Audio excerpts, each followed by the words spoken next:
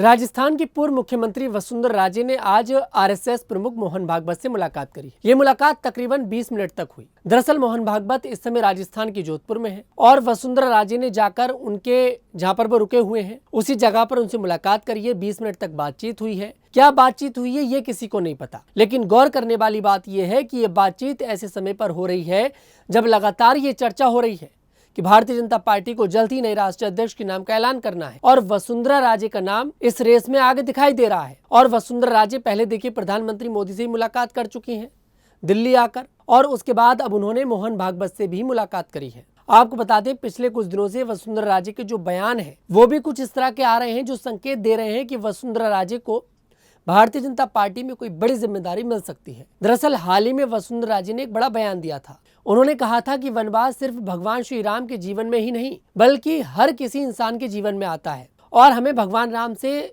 सीखना चाहिए। जब उन्हें वनवास मिला था तो धैर्य कैसे रखा जाता है। अब ऐसा लगता है कि शायद वसुंधरा राजे अपनी बात कर रही हैं। उसके बाद वसुंधरा राजे ने एक बात और कही है मीडिया से बातचीत के दौरान। उन्होंने कहा कि आप लोग भगवान में विश्वास रखिए, उनकी पूजा करिए, अर्चना करिए, आपको फल जरूर मिलेगा। वो ये कहना चाह रही हैं। अब फल क्या मिलेगा, कैसे मिलेगा, ये किस और संकेत कर रही है वसुंधरा राजे, वो आप लोग समझ चुके हैं। क्या वसुंधरा राजे को बीजेपी राष्ट्रीय अध्यक्ष बनाने वाली है? इन बातों से यही सवाल खड़े होते हैं। दरअसल आपको बता दें इस समय वसुंधरा राजे भारतीय जनता पार्टी की राष्ट्रीय उपाध्यक्ष हैं और लगातार ये चर्चा चल रही है कि वसुंधरा राजे राष्ट्रीय अध्यक्ष बन सकती हैं। वसुंधरा राजे के पास कोई बड़ी जिम्मेदारी यहाँ पर नहीं मानी जाती है बीजेपी में। इस समय राजस्थान में भी उनका जो कद था वो कम होने लगा। राजस्थान का जो पूरा चुनाव था वो वसुंधरा राजे के नाम पर लड़ा गया। चर्चा थी कि शायद एक बार फिर से बीजेपी वसुंधरा राजे को ही मुख्यमंत्री बनाएगी राजस्थान का, लेकिन एंड टाइम पर वसुंधरा राजे से ही पर्ची खुलवा दी गई और भजनलाल शर्मा को राजस्थान का मुख्यमंत्री बना दिया गया। वसुंधरा राजे के मन में कसक थी,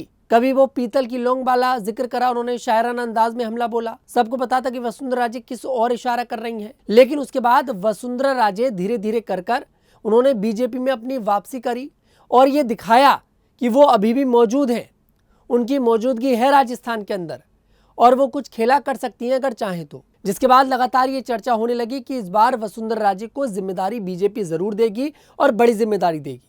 अब चर्चा यही है कि वसुंधरा राजे राष्ट्रीय अध्यक्ष बन सकती हैं और सबसे गौर करने वाली बात यह है कि वसुंधरा राजे इस समय राजस्थान में तीर्थ यात्रा पर निकली हुई हैं। पश्चिम राजस्थान का पूरी तरह से दौरा कर रही हैं, बड़े बड़े महान संतों का आशीर्वाद ले रही हैं। आखिरकार तीर्थ यात्रा पर निकलने की क्या वजह है, महान संतों का आशीर्वाद लेने की क्या वजह है, इसी दौरान मोहन भागवत से मुलाकात करने की क्या वजह है? वजह साफ है कि वसुंधरा राजे को कोई बड़ी जिम्मेदारी मिलने जा रही है। वसुंधरा राजे के चेहरे की जो मुस्कान है वो वापस लौटने लगी है। ये मुस्कान पहले चली गई थी, जैसे वसुंधरा राजे ने बीजेपी के दफ्तर जाना छोड़ दिया था। बीच में वसुंधरा राजे बीजेपी के दफ्तर नहीं जा रही थी, बिल्कुल जाना बंद कर दिया था। इसका क्या मतलब है कि वसुंधरा राजे बीजेपी से नाराज थी, बीजेपी के आला कमान से नाराज थी, लेकिन वसुंधरा राजे ने वापस दफ्तर जाना शुरू करा, प्रधानमंत्री की तारीफ करनी शुरू करी, जेपी नड्डा से मुलाकात करना शुरू करा, गृह मंत्री की अमित शाह की तारीफों में कसीदे पढ़ने शुरू करे, जिससे दिखाई देता है कि वसुंधरा राजे को बड़ी जिम्मेदारी बीजेपी देगी और वो बड़ी जिम्मेदारी राष्ट्रीय अध्यक्ष की हो सकती है। आपको ये बता दें कि वसुंधरा राजे का नाम पिछले कुछ दिनों से लगातार चल रहा है राष्ट्रीय अध्यक्ष के लिए। हालांकि उन्हें टक्कर देने के लिए कई सारे नाम हैं। नाम मध्य प्रदेश के पूर्व मुख्यमंत्री शिवराज सिंह चौहान का भी है,